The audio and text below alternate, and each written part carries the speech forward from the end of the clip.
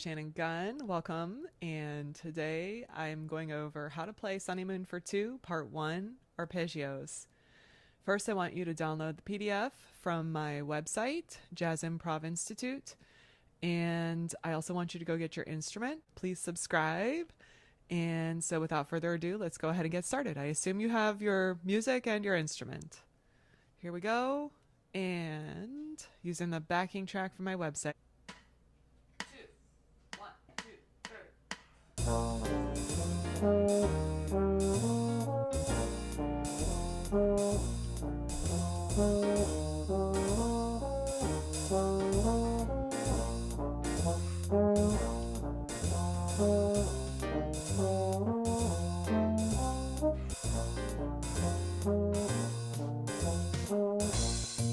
All right, so just a heads up, if that was too fast, you can go back to that in the chapter bookmark and just do it at 50% or 75% to practice the first couple times until you get it.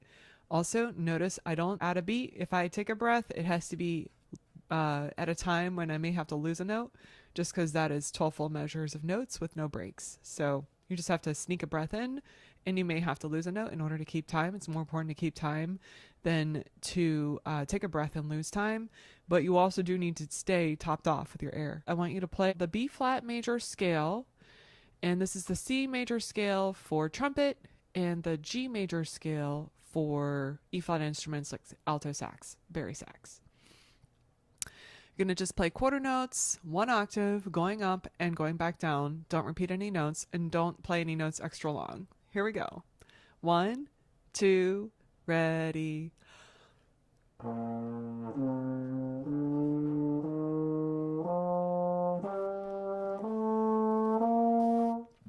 Now I want you to play that again, and I want you to think of the number for each note.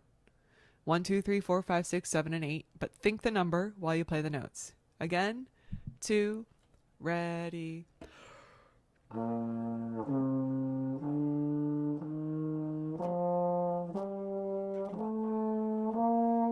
Okay. Now, the way that the chord is built is off of the notes in the scale, and they may be on the scale, which is called diatonic, or altered. And so the altered is actually part of the function of the chord, so we're not going to get into that right now. But basically, the chord that you outlined in the first measure, B flat concert, C for trumpet and tenor, G for alto and bari, that chord is made up of the first, third, fifth, and what's called the flat seventh. So instead of playing the regular seventh note of the major scale, you're going to go down a half step. So you're outlining 1, 3, 5 and flat 7. This is called a dominant chord, and it's that shape for all dominant chords. The first, third, fifth, and flat 7th. Let's do the same thing. Let's play the E flat major scale. I'm going to apply this concept in a new setting. E flat major scale, here we go. Corner notes, 1, 2, ready.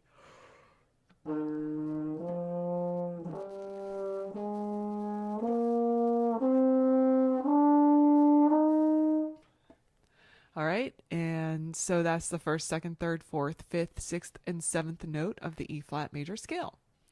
So to play the E flat dominant chord, or the E flat 7, it's the first, third, fifth, and flat 7th.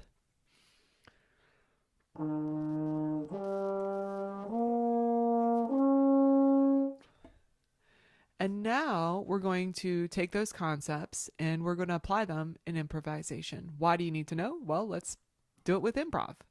So what I'm going to do is I want to trade choruses. We'll do 2 choruses each. I'll start, then you.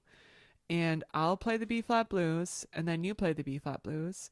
And I want us to both solo on the tonic, or the first note of each of these arpeggios. Okay? So 2 choruses each. I'll start. 2, 1, 2, 3.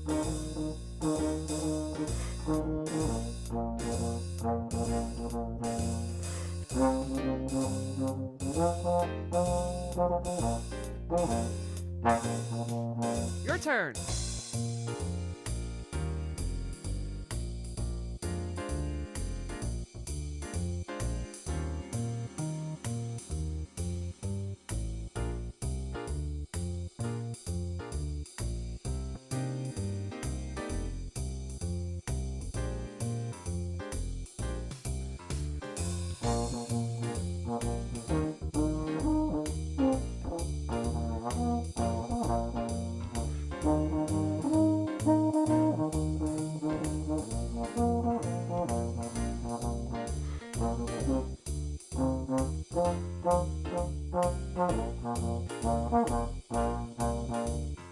turn.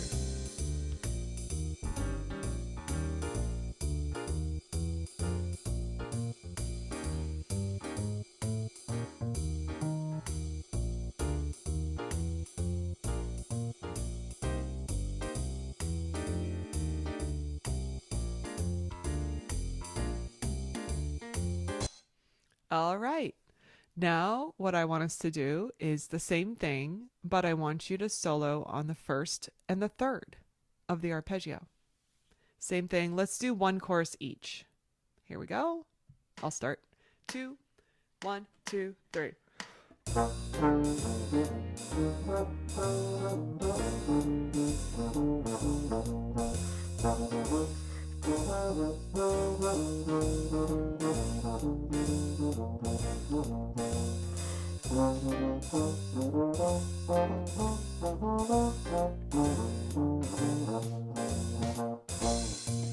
Your turn.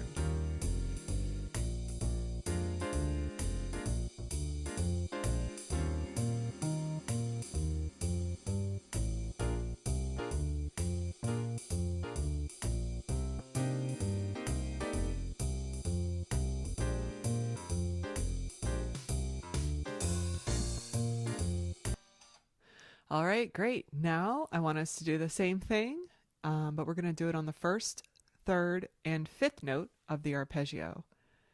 One chorus each. Here we go. 2, 1, 2, 3.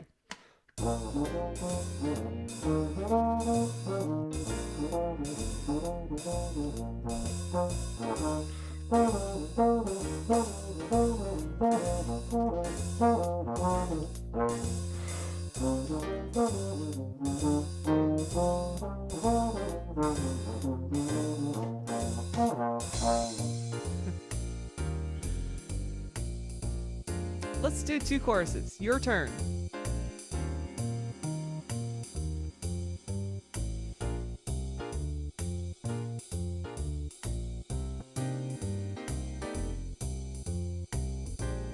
All right, my turn. Here we go.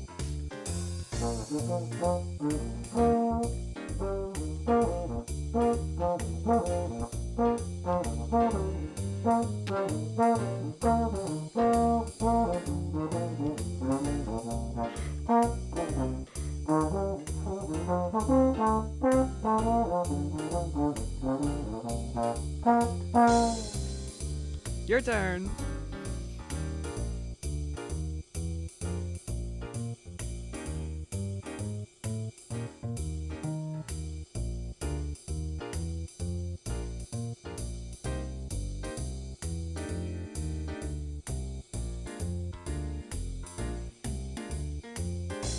All right, so if that was helpful, I recommend going back and continuing to do that on your own. You can move it, take it 50% if you need to, or 75%. And that's learning theory by doing. And now I want us to do the same thing. Let's trade 2 choruses each. And this time you can add the 7th as well as notes in between. Okay, so outline first, third, and fifth. You can do the notes in between the first, third, and fifth, which is part of the scale, and you can add this flat 7th. Okay, here we go. 2 choruses each. 2, 1, 2, 3.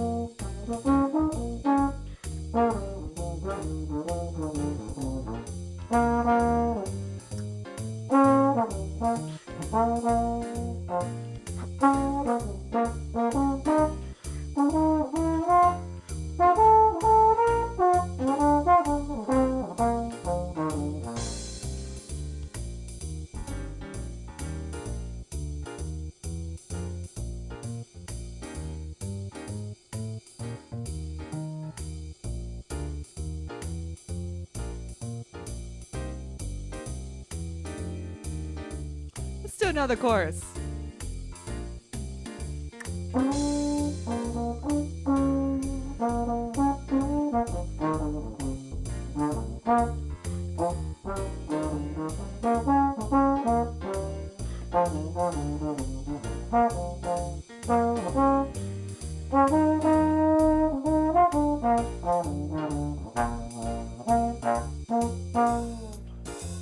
Your turn.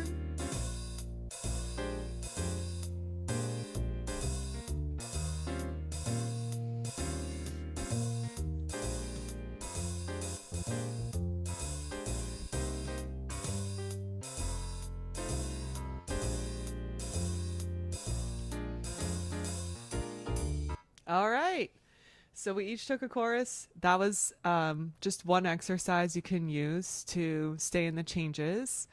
And so, why do we do arpeggios? I like to use that at the outset to establish what you're going to hear as far as tonal centers. And by starting out with just using the first and the third, and then adding the fifth, and then the seventh, and then notes in between, it can really help you establish a foundation of playing in the changes. And it can sound not bad. So I have many more parts to this, and I hope you'll subscribe, and I hope that you'll download the tune packet and or the PDF as an individual file. They're all up on my website, and please go ahead, take a video of yourself applying this lesson to your practice session, and I'd love to see what you do with it.